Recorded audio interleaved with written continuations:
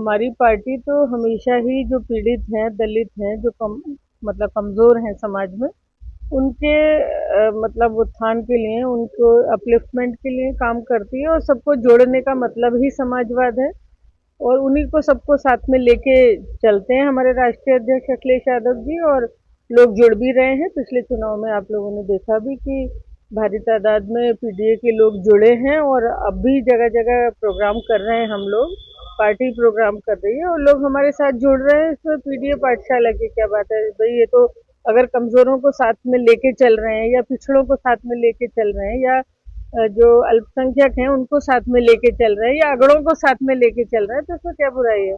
नहीं, उन्होंने जो बच्चों को जो पढ़ा रहे हैं कि पाठशाला पर सवाल खड़ा किया भाजपा ने। ये कहा कि नया इतिहास बनाने ये की कोई बच्चों को कहीं नहीं पढ़ाया जा रहा है, ये तो गलत प्रचार कर रहे हैं। बल्कि मैं तो देख रही हूँ कि संस्थाओं में बराबर कार्यक्रम दे दे के, कार्यक्रम लगा के पूरे जो सरकारी अमला है उसको भारतीय जनता पार्टी तरह तरह के नाम दे के प्रोग्राम कर रही है और झूठा आरोप लगा रही है समाजवादी पार्टी पे पीडीए पाठशाला का। कोई बच्चों को तो कहीं भी नहीं पढ़ाया जाए। कल एक फैसला आया कोर्ट का, मालेगांव ब्लास्ट की बात मैं कर रहा हूँ। भगवा जो आतंकवाद का एक नाम दिया गया था 15 सालों, कहीं ना कहीं कोर्ट ने रिजेक्ट कर दिया पूरा भगवा आतंकवाद। देखिए, क्या आपका? पहली बात तो ये कि जो भी माननीय उच्च न्यायालय ने कोई मतलब फैसला लिया है उस पर मेरा टिप्पणी करने का कोई मतलब नहीं है। लेकिन आतंकवाद तो आतंकवाद है और घातक है, देश के लिए नुकसानदायक है। किसी कांग्रेस ने सवाल आज फिर खड़ा कर दिया है, चले सिंदूर जो ऑपरेशन उसको सिंधु नाम दिया गया, जो अभी आतंकी मारे गए उसको महादेव नाम दे दिया। जो इस तरह के नाम, जो धार्मिक नाम दिए जा रहे हैं, देखिए, ये तो राजनीतिकरण कर रहे हैं हर चीज का कि सिंदूर नाम देना, जहां एक तरफ 25 महिलाओं के, महिला नहीं बिल्कुल नौजवान लड़कियों के सिंदूर उजड़े हैं, इस तरह का नाम देना। चलिए, वो एक राजनीति है, भारतीय जनता पार्टी हर चीज पे राजनीति करती है।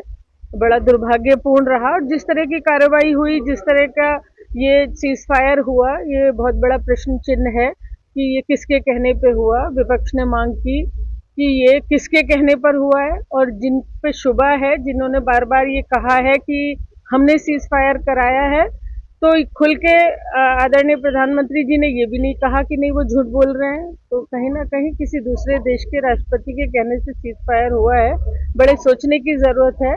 और दिखाया ऐसे जा रहा है कि भाई हिंदुस्तान पाकिस्तान, पीछे कोई और ही है। ये बहुत एक चिंता का विषय है और उस पर हमारी सरकार को सोचने की जरूरत है।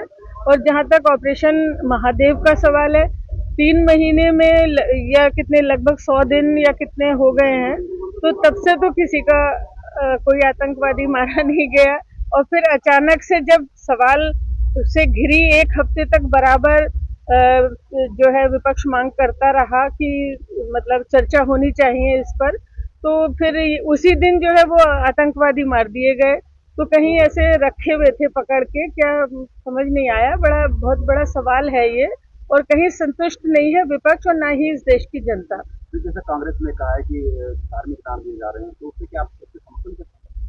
देखिए, बिल्कुल समर्थन करते हैं इस बात का कि हर चीज की राजनीतिकरण हो रहा है।